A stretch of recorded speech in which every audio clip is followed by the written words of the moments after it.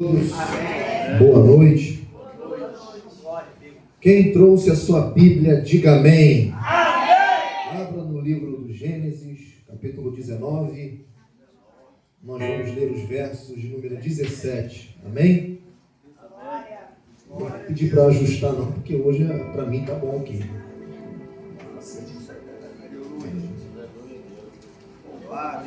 Amém? Gênesis capítulo 19, verso de número 17. Quem já achou, diga eu achei. Eu achei. Diz assim a palavra do Senhor. A minha Bíblia tem uma tradução um pouco diferente, mas aqui em cima acho que tá mais normal para todos, né? Diz assim o texto, olha. E havendo-os levado fora, disse um deles: livra-te, salva a tua vida. Não olhe para trás e nem pares em toda esta campina. Foge para o monte para que não pereçais. Amém? Tá todo mundo lendo aqui, não tá? Vamos ler no tempo 3, em uma só voz, o que está aqui. Amém?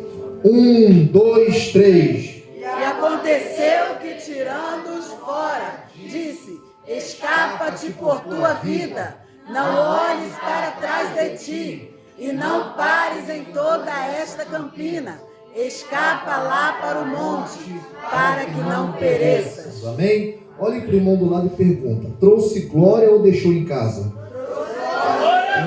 Trouxe glória ou deixou em casa? Então você assenta. O primeiro que se assentar recebe vitória, amém? O irmão quase quebrou a cadeira, pastor. Isso é fome de vitória, está com fome de vitória. Amém? Glória a Deus. Irmãos, eu confesso que eu estava em casa tão confuso do que pregar, irmão. Eu até fiz alguns questionamentos em casa, mas Deus está no controle de tudo, irmão. O texto que Deus colocou no meu coração trata de um assunto pertinente para as nossas vidas hoje, porque existem duas atitudes que destroem a vida de qualquer ser humano. Se você quer destruir sua vida, existem duas atitudes que vão contribuir para isso. A primeira atitude é olhar para trás, quando você deveria estar olhando para frente. A segunda atitude é você parar, quando você deveria estar caminhando, avançando. Então hoje nós vamos tratar sobre esse assunto. O contexto do texto que nós lemos aqui trata da história de um homem chamado Ló, sobrinho de Abraão. A história dele começa na orfandade, no capítulo 13 do Gênesis. Diz que o irmão de Abraão, o pai de Ló, morreu, e Ló, ele toma a atitude de andar com o seu tio por nome de Abraão. Abraão era um homem muito inteligente e também classificado como amigo de Deus. Ló também, por sua vez, muito inteligente, decidiu se aliançar com Abraão, porque isso é coisa de gente inteligente. Você fazer amizade com quem anda com Deus é a coisa mais inteligente que você pode fazer, porque as suas amizades, na verdade, diz muito sobre você. Com quem você anda é o perfil de quem você é. Se você anda com pessoas que só falam bobeira, é lógico, só vai pensar bobeira, só vai falar bobeira.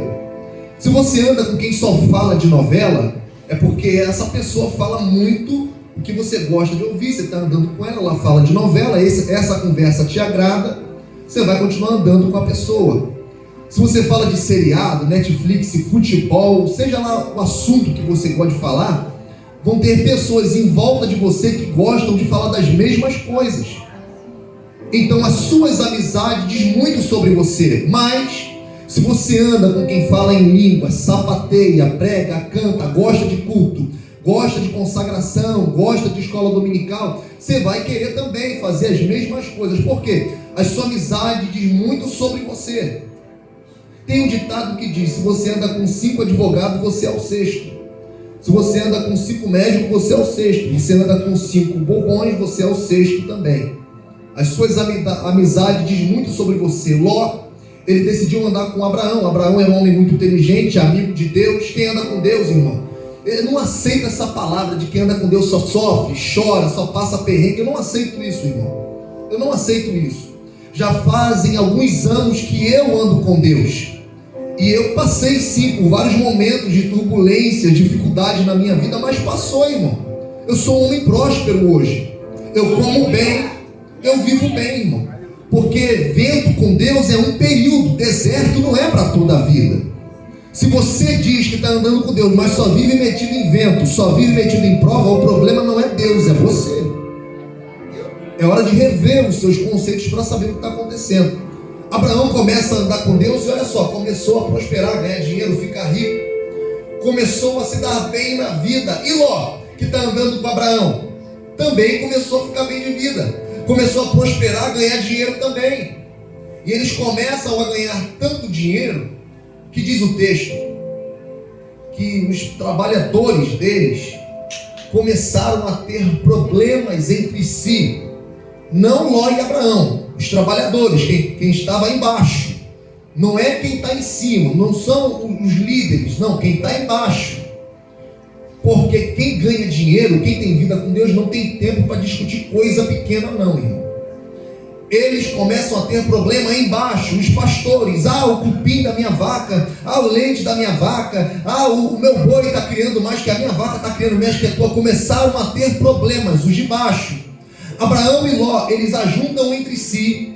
Abraão chama Ló, presta bem atenção, chama Ló e faz uma reunião com Ló para decidir a situação, para resolver o problema, porque tem gente que é inteligente. Ele não perde tempo dizendo, eu vou falar, eu vou fazer. Ele resolve de uma vez. Ele une com Ló e diz, olha só, os nossos trabalhadores estão tendo um problema batendo cabeça. Então é necessário que nós venhamos nos separar. Vamos separar as coisas. Não vamos cortar a amizade, não vamos cortar o relacionamento, não vamos romper a família. Vamos somente separar as coisas. Vamos dar uma resolução agora aqui. Vamos resolver o problema. Se você for para a direita, eu vou para a esquerda. Se você for para a esquerda, eu vou para a direita. Se você avançar, eu retrocedo. E se você retroceder, eu avanço. Escolhe. A terra está diante de você. Eu não vou perder meu tempo discutindo com coisa pequena. Eu não tenho tempo para isso. Agora, pobre discute por coisa pequena, até briga. Você já viu rico discutindo quem tem um telefone melhor, irmão? A Apple é melhor do que a Samsung, a Motorola. Não, irmão. Eles não perdem nem tempo com isso. Agora, pobre discute, até briga. A câmera do meu telefone é melhor que a sua. O processador do meu é melhor que o teu. A bateria. Pobre está discutindo com coisa pequena. Mas quem não tem tempo para essas coisas, irmão, resolve o problema. E olha só, ele decide separar e romper a aliança que eles tinham. E aí acontece aqui uma coisa que é até engraçada, irmão. Olha o que Ló fez. Ele olhou para as campinas de Sodoma e Gomorra, que parecia com o jardim do Senhor. Parecia, mas não era. Parecia, irmão. Ele era aqueles crentes olhudo, que anda por vista, que vai pelo que aparenta ser, mas não é, irmão. Já viu gente assim, irmão? Que segue quem parece que é, mas não é. Que vai para um lugar que parece que é bom, mas não é. Ló era assim, irmão. Ele olhou para as campinas de Sodoma e Gomorra, ele bateu o zóio dele, zoiudo, e disse, é para lá que eu vou. Olha a ideia do homem, irmão. Ele não consultou a Deus, ele não orou a Deus, ele não perguntou para Deus, ele tomou a atitude de ir e acabou. Crente que anda por vista só quebra a cara, irmão. Crente que anda por vista só quebra a cara. Vai pelo que aparenta ser, não vai pelo que é. Eu andei pregando em algumas igrejas, eu vejo algumas coisas que eu penso, isso aqui é só aparência, irmão. Eu começo a perceber algumas coisas. Pessoas gostam de seguir quem aparenta ser, mas não é. Pessoas gostam de se aliançar com pessoas que parecem ser, mas não é. Pessoas gostam de fazer aliança com pessoas que parecem ser de Deus, mas não é. A pessoa, irmão, ela vai numa igreja. Eu já preguei em umas igrejas assim. Eu vim pregando, Deus bradou, salvou almas, teve milagre, graças a Deus. E aí fizeram uma vila para oração assim. E as pessoas disseram, não vou orar com ele não, porque ele não tem nem visão e nem revelação. Aí mudou a fila e veio por aqui para orar por aquele que revela CPF, revela tudo, vai revelando. Aí você pode perceber, irmão, parece, mas não é. Falso profeta, irmão. Pessoas que parecem ser profeta, mas não é. Ele tem aparência, ele tem um jeito. Eu sei identificar o falso profeta. Sabe como é? Eles fazem assim, ó. Eles vêm no culto, eles sentam na cadeira, eles ficam observando o culto. Aí na hora que o pastor pergunta, alguém tem visão e revelação da parte de Deus? Ele faz assim, eu tenho. Aí ele levanta, aí ele vai e olha para a irmã, ele pergunta primeiro sobre a irmã. Por exemplo, essa irmã está aqui na frente, a senhora é casada? Aí ela vai dizer assim, não sou casada não. Pois é, eu vejo um príncipe encantado na sua direção. Ela falou, glória, aleluia. Esse é profeta de verdade. Mas se a mesma irmã disser assim, não, eu sou casada, pois é, Deus me revela pombagira em direção ao teu marido, ora para repreender. Ela diz, oh glória, aleluia, esse é profeta de verdade. A mesma pessoa pergunta assim, irmã, você tem carro? A irmã fala assim, não tenho carro não. Pois é, receba a chave da BMW aí. Ela diz, oh glória, aleluia, levanta a mão e recebe. Mas se a mesma irmã disser, não, eu tenho carro, aí ela diz assim, o profeta diz assim, eu vejo Deus te dando livramento na Taquaral. Você estava pegando a curva da Taquaral, um ônibus ia bater no teu carro, você ia capotar o gol, mas 12, Deus está te dando livramento. Ela diz, oh glória, aleluia, esse é profeta. Tá vendo, irmão? Parece que é, mas não é. Tem crente que é assim, irmão, vai pelo que aparenta ser, mas não é. Mas hoje Deus vai te dar direção, e você vai sair daqui hoje com a decisão certa a tomar. Eu sei como funciona isso aí, irmão. Eu sei, eu não sou ignorante, mas vão ouvindo. Aqui Ló, ele decide ir para as campinas de Sodoma e Gomorra. E naquele local ali, irmão, Sodoma e Gomorra, eles tinham umas práticas que fizeram Deus sentir nojo daquela terra. Eram umas práticas, irmão, que trazia nojo a Deus, ao ponto de levar a Deus tomar a decisão de destruir a cidade inteira, irmão. Pecados que para Deus é intolerante, ele sente nojo, homem com homem, mulher com mulher, coisa que Deus não aceita isso de forma nenhuma. E Deus decide destruir a terra de Sodoma e Gomorra. E ele decide dar livramento para a família de Ló por amor a Abraão. Abraão orou a Deus, Deus deu livramento a Ló. Ele aparece na casa de Ló e diz assim: pega esse caminho aqui e não pare, vai por aqui porque a terra vai ser destruída, não pare e não olhe para trás. 2 ordenanças. Quantas ordenanças? 2 ordenanças. Não pare e não olhe para trás. Aqui eu falo o que Deus me colocou no meu coração e entrego o microfone, não vou prolongar. 2 ordenanças: não pare e não olhe para trás. São 2 atitudes que podem destruir a vida de qualquer ser humano. Parar quando tem que avançar e olhar para trás quando tem que olhar para frente. Deus deu ordem. Isso aqui não é opcional. A hora de parar não é você quem decide. Deus colocou e estabeleceu a ordem. Você não pode parar. Ele mostrou o caminho. É por aqui. Não pare e não olhe para trás. A Bíblia diz que a mulher de Ló, ela decidiu parar. Ela parou e ela olhou para trás. Irmãos, o texto diz que foi uma macumba que fez aquela mulher parar. O texto diz que foi um demônio que foi ao encontro dela para fazer ela parar. Foi uma macumbeira que fez um trabalho para ela parar. Quem foi que fez ela parar? Foi ela mesma. Sabe por que muitas pessoas não avançam no seu ministério? É por culpa dela mesma. Não é macumba, não é bombardeio do diabo, é você mesmo, com as suas próprias atitudes. Quem está parando é você. Quem está parando de orar é você. Quem está parando de jejuar é você. Quem está parando de ler a Bíblia é você. Quem está parando de frequentar os cultos é você. Não é o diabo que está fazendo, é você que está fazendo, com as suas próprias atitudes. Além dela parar, ela olhou para trás. O texto diz que o diabo foi lá, pegou a cabeça dela e fez ela olhar para trás na marra? Não. O texto diz que uma macumbeira fez um trabalho, bateu o tambor, acendeu vela, tudo de ruim lá para ela parar e olhar para trás. O texto diz isso? Não. Ela parou por conta própria e olhou para trás por conta própria. Ela olhou para trás. Quem está afundando o seu ministério não é o diabo. Quem está afundando a sua vida espiritual não é o diabo. Quem está afundando a sua vida financeira também não é o diabo. Quem está afundando a sua família não é o diabo, é você. Você está olhando para trás quando você devia olhar para frente. Você só sabe lembrar das desgraças da... Olha só, o texto diz que aquela mulher olhou para trás. O que ela queria ver lá atrás? O que ela queria ver lá atrás? Aquela fumaça, o fogo queimando carne de gente, carne de animal, pneu, madeira, tudo que tinha lá. Ela queria estar olhando para as desgraças da vida. Ela queria ficar olhando para trás. Ela queria ficar lembrando das coisas que ficou lá atrás. E toda vez que você traz aquilo que ficou no passado para o seu presente, você destrói o seu futuro. Toda vez que você insiste em viver do passado, você destrói seu futuro. Sabe por que tem muito relacionamento que não vai para frente? Porque um dos cônjuges só sabe ficar lembrando do passado lá atrás. É muito caso que a gente vê, pastora. Pessoas que chegam aí, estão no período ali, na moral. Aí a bonequinha olha pra cara do marido e diz assim: era pra gente estar melhor hoje, né?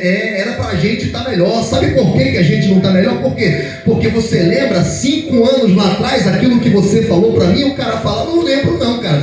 Não lembra não, vou refrescar sua memória. No dia da festa a gente estava com essa roupa tal, estava com fulano de tal, blá blá blá blá blá blá, e começa a lembrar do passado. O cara fala: nossa, eu nem lembrava disso, e você ainda está remoendo isso que aconteceu há 5 anos atrás.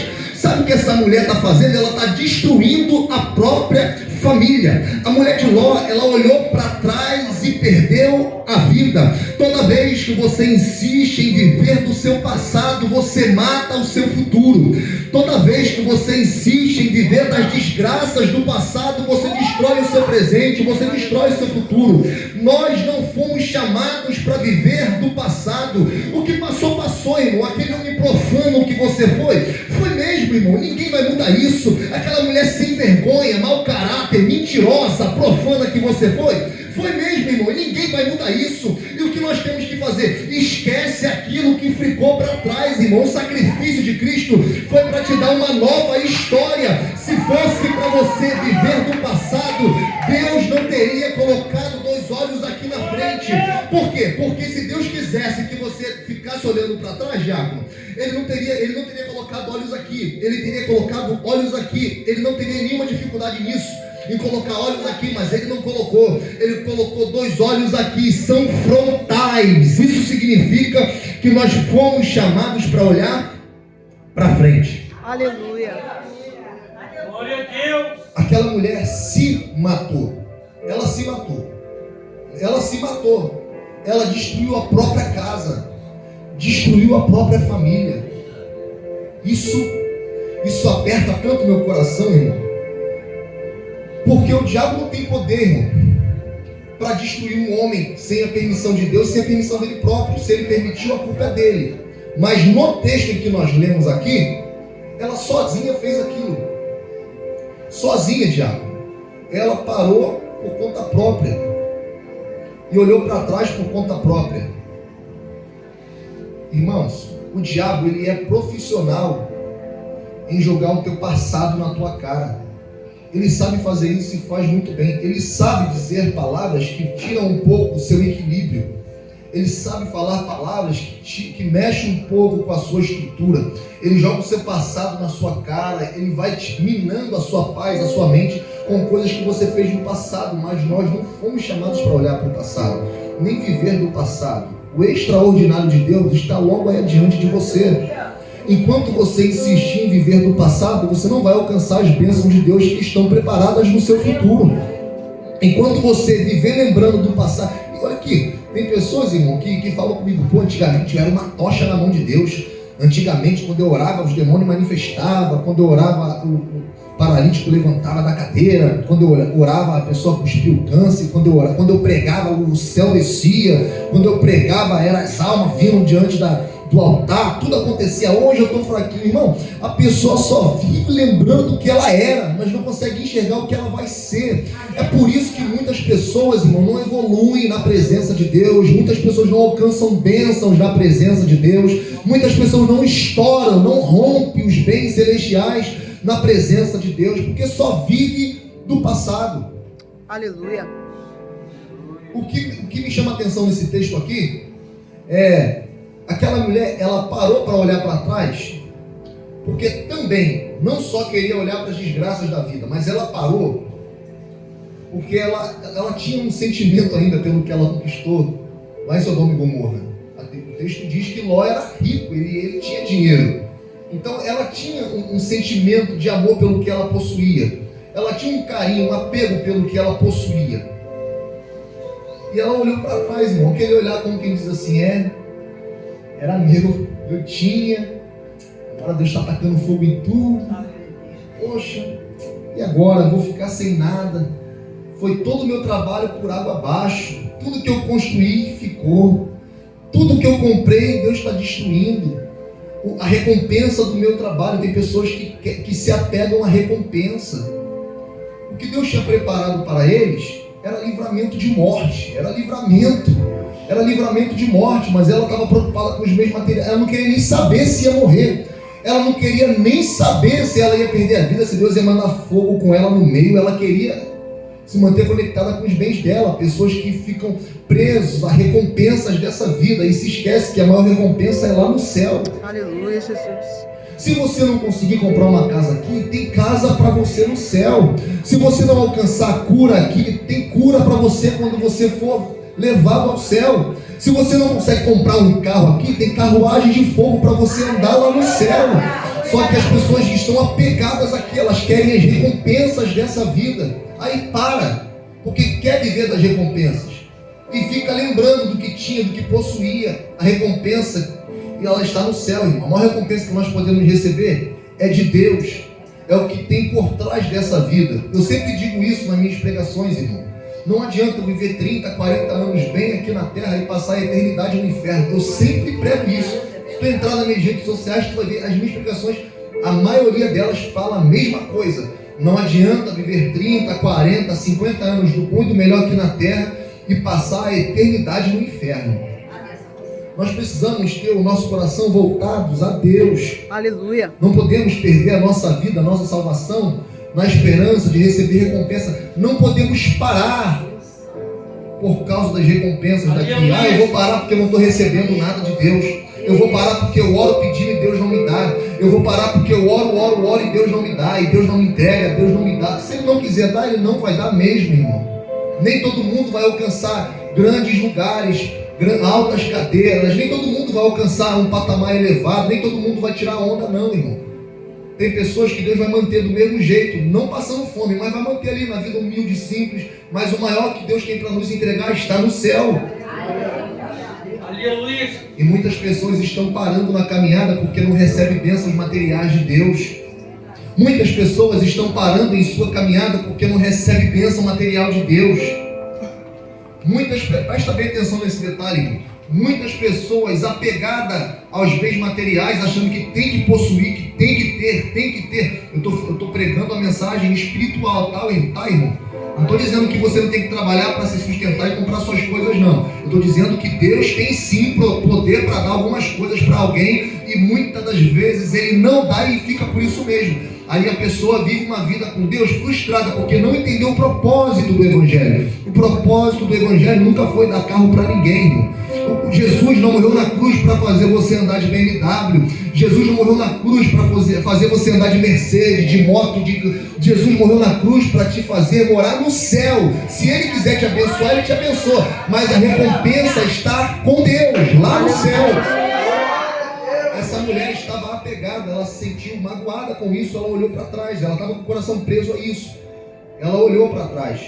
Mas nós não podemos parar, porque não recebemos recompensa, reconhecimento material aqui na terra. Eu quero contar uma parábola bem rápido para entregar minha oportunidade, amém? Amém.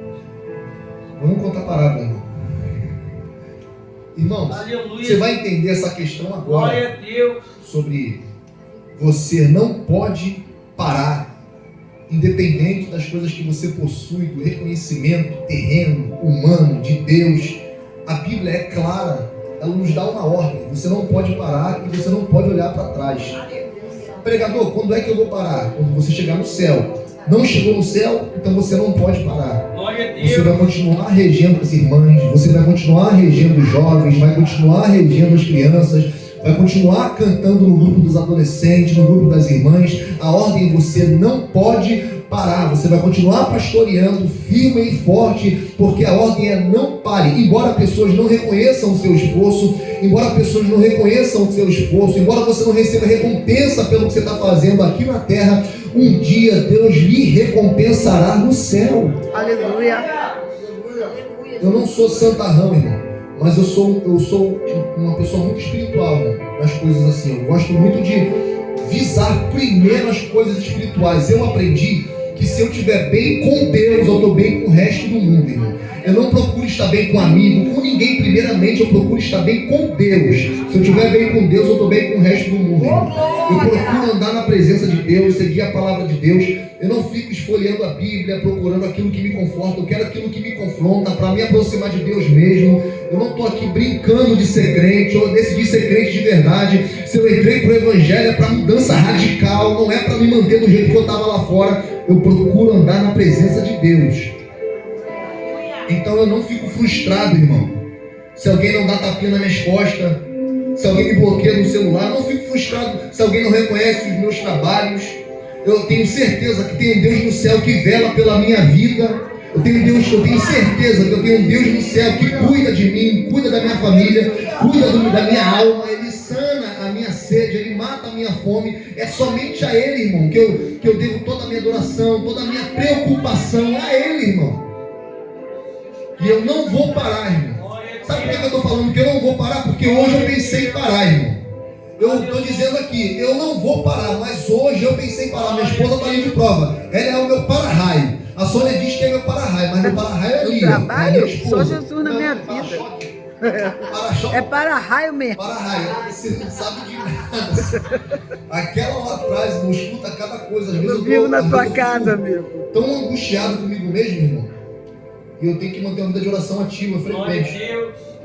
Mas eu não vou parar, irmão. Eu vou me sustentar na presença de Deus, com as mãos de Deus estendidas sobre a minha vida. E o nome do Senhor vai ser glorificado.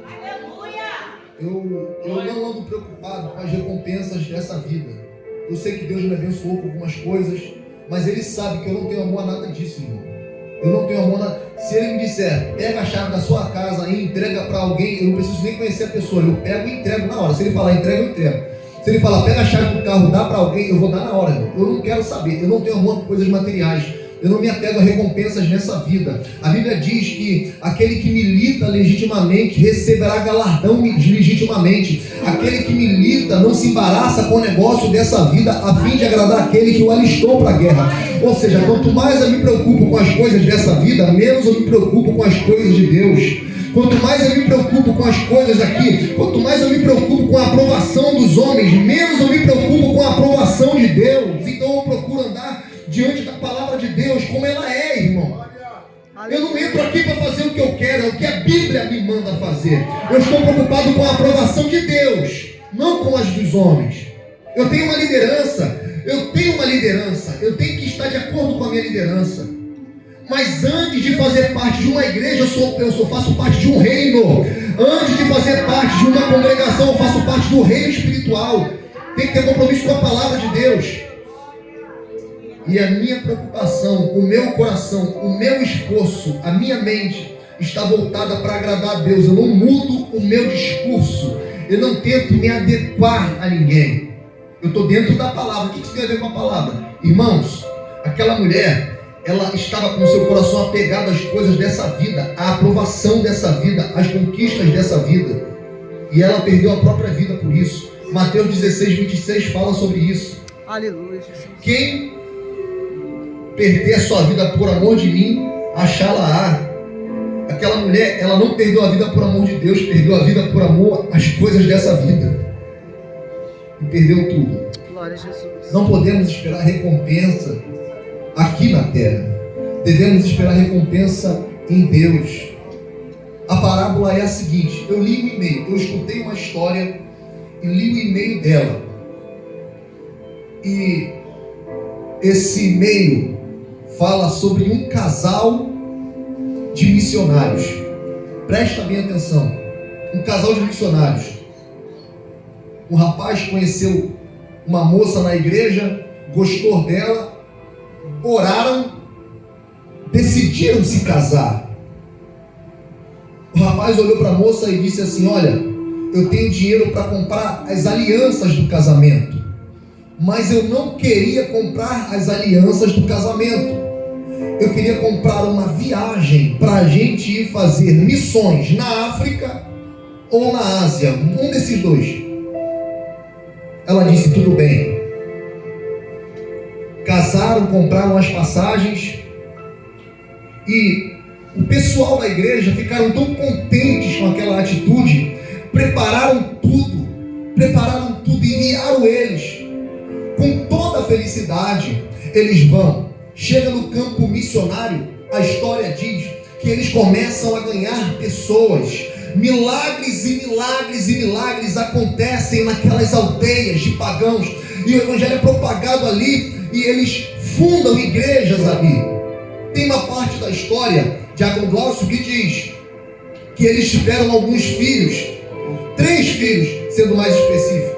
A história diz que os filhos deles morreram de malária no campo missionário. Para quem não sabe, a malária é uma doença transmitida por mosquitos. É muito comum nessas áreas aí rurais, nessas áreas interiores assim.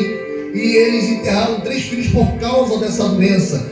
12, 8 e 2 anos de idade.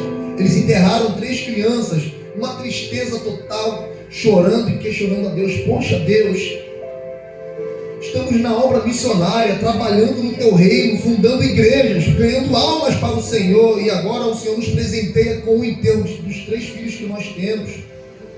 Aquilo que nos trazia alegria, além da tua presença, eram nossas crianças, e agora eles morreram e nós estamos sozinhos de novo. A esposa olha para o marido e fala: mas nós não vamos parar, não podemos parar com a obra de Deus. O marido seca a lágrima e fala: tudo bem, vamos continuar. Voltaram para o campo missionário, começaram a trabalhar novamente, trabalhar, e a história diz que eles ficaram ali 50 anos no campo missionário. Casaram com mais ou menos 25, 27 anos, já na sua velhice. Depois de 50 anos no campo missionário, pastor, o marido olha para a esposa e diz assim: olha, ficamos aqui 50 anos já, vimos milagres, fundamos igrejas, expulsamos demônios, perdemos nossa saúde, nossa juventude, a nossa lua de mel foi uma viagem missionária, perdemos a nossa juventude, mas pelo menos a obra de Deus foi feita. Vamos parar e voltar para a nossa casa. A esposa diz: bom, a gente já está velhinho já, né, amor? Vamos. Comunicaram a igreja local, as igrejas locais daquele país, daquela cidade, levantaram uma oferta para comprar as passagens. Compraram as passagens, ligaram para a igreja de onde saíram, que é México. Essa história de um casal mexicano. Está lá para todo mundo ler na internet. E eles comunicaram à igreja de que iriam voltar para a igreja e para sua casa, para a casa em que eles moravam. Ajeitaram a casa, deixaram tudo lá, foram para o campo missionário, passaram 50 anos lá, voltaram e levantaram as ofertas, compraram as passagens, pegaram o ônibus, foram para o aeroporto, já velhos.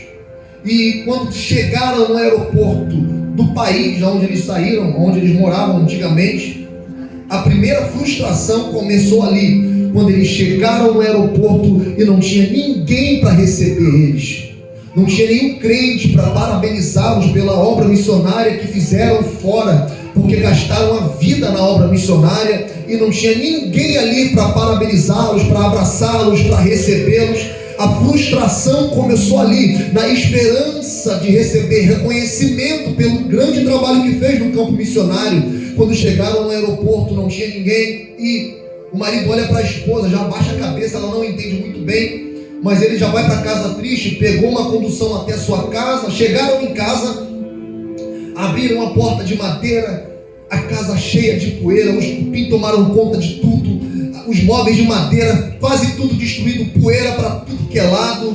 Ele chegou em casa, aquele vazio na alma, aquele desespero por dentro, gritando, porque ele queria reconhecimento pela grande obra que ele fez, porque de fato ele fez uma grande obra. Quem é que não vai parabenizar uma pessoa que investiu 50 anos no campo missionário, que gastou a saúde e perdeu os filhos por amor à obra do Evangelho? Como não parabenizar um casal desse, um homem e uma mulher dessa? E ele, frustrado, entrou dentro de casa. Sua esposa olhou para a pia, pegou um paninho, começou a passar nos móveis, foi lavar suas louças e disse: glória a Deus. O marido ficou desesperado, irmão. Ele olhou para a esposa e disse: que negócio de glória a Deus o que, rapaz? Ela disse: que isso, meu esposo? Eu nunca vi você falar isso de Deus.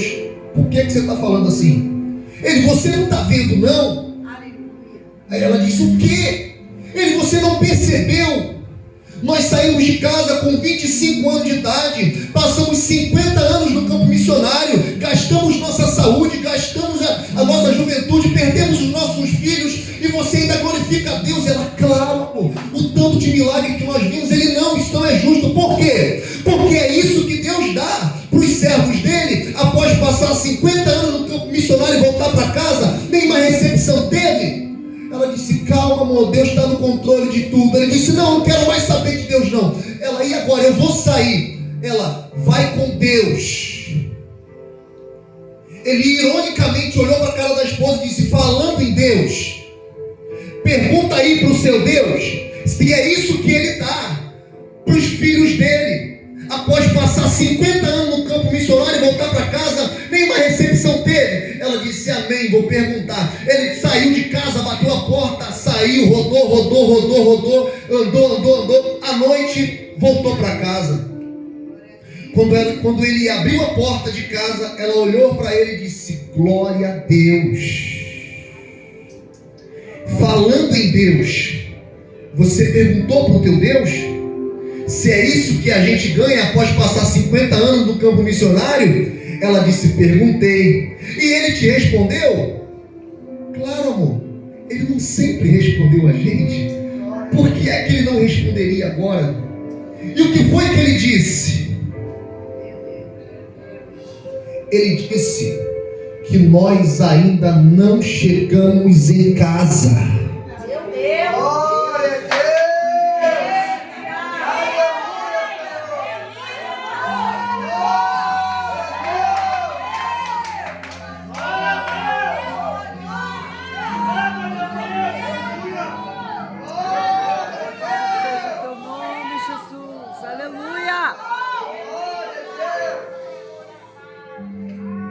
Presta bem atenção nisso aqui.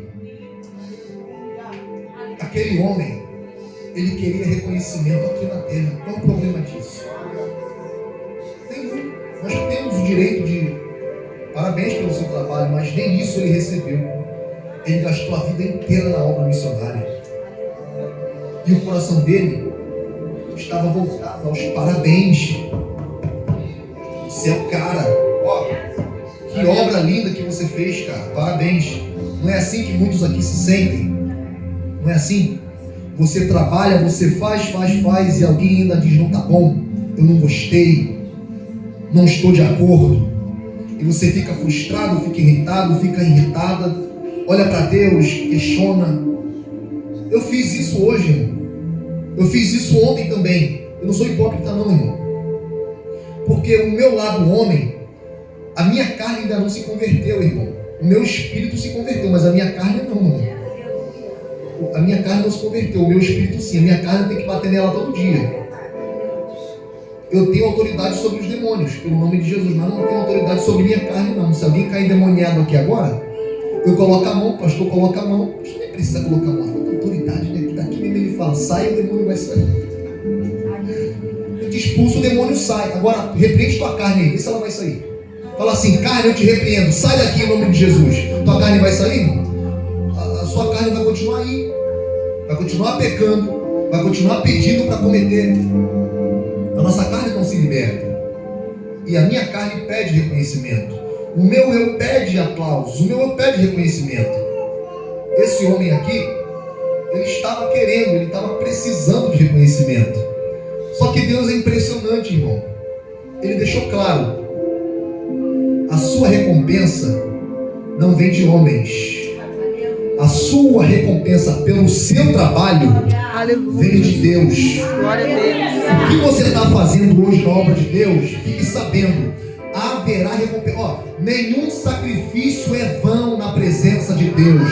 Tudo que você faz para Deus, haverá recompensa no céu. Tudo que você faz por Ele, Ele te pagará. Ele sustentará você. Ele vai te dar o que você precisa lá. Não, eu falei isso aqui no início e torno a falar. Se você não conseguiu alcançar cura aqui na terra, quando você for ressuscitado e for morar com Cristo, você vai ter o seu corpo glorificado, aonde doença não toca. Se você não conseguiu comprar um carro aqui na terra, não tem problema. No momento em que você fechar seus olhos ou a trombeta tocar, quando a trombeta tocar, você sobe voando. Para que carro se você vai voar, irmão? Para que carro se você vai andar em carruagem de fogo? Se você não conseguiu arrumar um marido aqui ou uma esposa aqui, não tem problema. Tem um casamento te esperando lá no céu e você vai ser a noiva.